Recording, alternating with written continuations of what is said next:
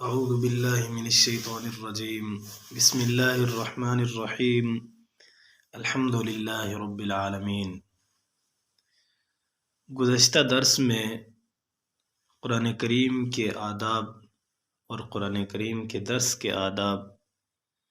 سننے اور سنانے کے آداب بیان کیے گئے تھے۔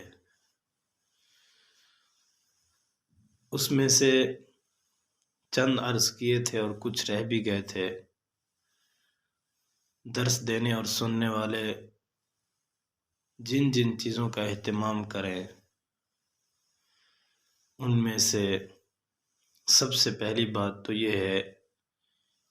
کہ سب سے پہلے دل میں یہ بات ہونی چاہیے کہ اللہ تعالیٰ کے فضل و کرم سے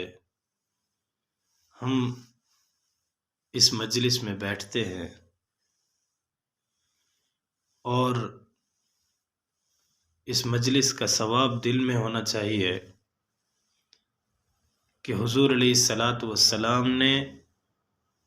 کتنی اہمیت کے ساتھ قرآن کریم کو سیکھنے کے لیے ارشاد فرمایا۔ حضرت ابوذر رضی اللہ تعالیٰ عنہ کی روایت ہے، وہ فرماتے ہیں کہ نبی کریم صلی اللہ علیہ وسلم نے ایک مرتبہ مجھے فرمایا کہ اگر تو صبح کو ایک آیت کلام پاک کی سیکھ لے تو نوافل کی 100 رکعات سے افضل ہے، اور اگر علم کا ایک باب سیکھ لے تو 1000 رکعات نماز نفل سے افضل ہے۔ تو اس کا مطلب یہ ہے کہ صبح کے وقت ایک آیت کلام پاک کی سیکھنا، یہ تو حدیث سے بھی ثابت ہے۔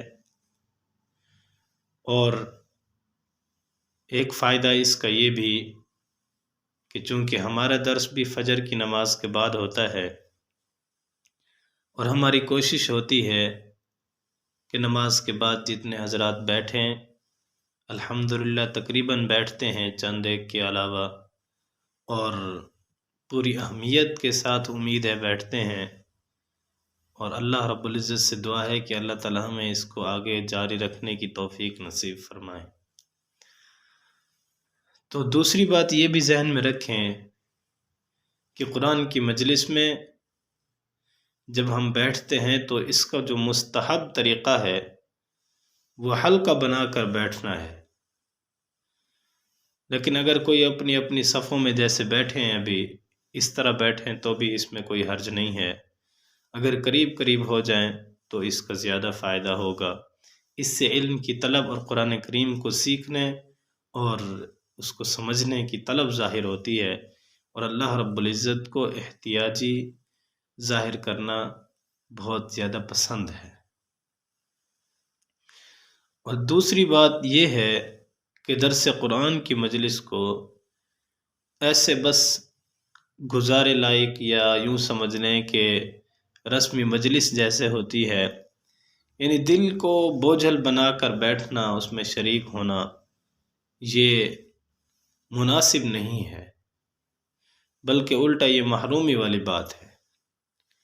لہذا ہم میں سے ہر ایک کو چاہیے کہ پوری طرح متوجہ اور مستعد ہو کر بیٹھے، اور اس نیت سے بیٹھے کہ اللہ رب العزت نے ہم سب کو قرآن پاک سیکھنے اور اللہ رب العزت سے دعا بھی کرے کہ اللہ تعالیٰ اس پر عمل کی توفیق نصیب فرمائے۔ اور تیسرا یہ ہے کہ درس قرآن جب انسان سنتا ہے تو پہلی بات تو یہ ہے کہ پوری توجہ ہونی چاہیے۔ بہت زیادہ توجہ کی ضرورت ہوتی ہے جب قرآن کریم کا ترجمہ ہو رہا ہو اور مکمل درس میں تو پوری توجہ ہو۔ اگر کوئی بات پھر بھی سمجھ نہ آئے تو درس کے بعد علیحدہ میں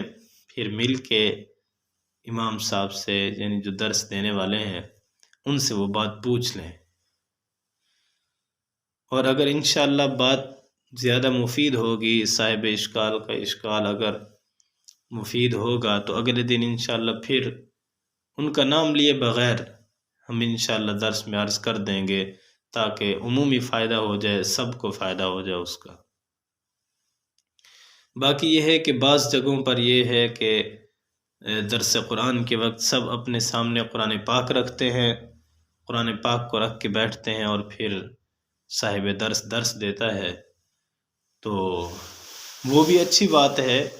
اس سے بھی ترجمہ یاد کرنے اور اسی طرح قرآن کریم کے جو معانی ہیں وہ یاد کرنے میں آسانی ہو جاتی ہے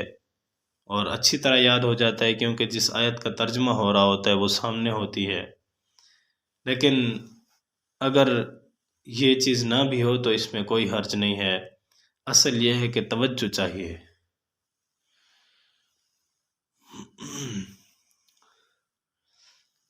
باقی ایک بات یہ کہ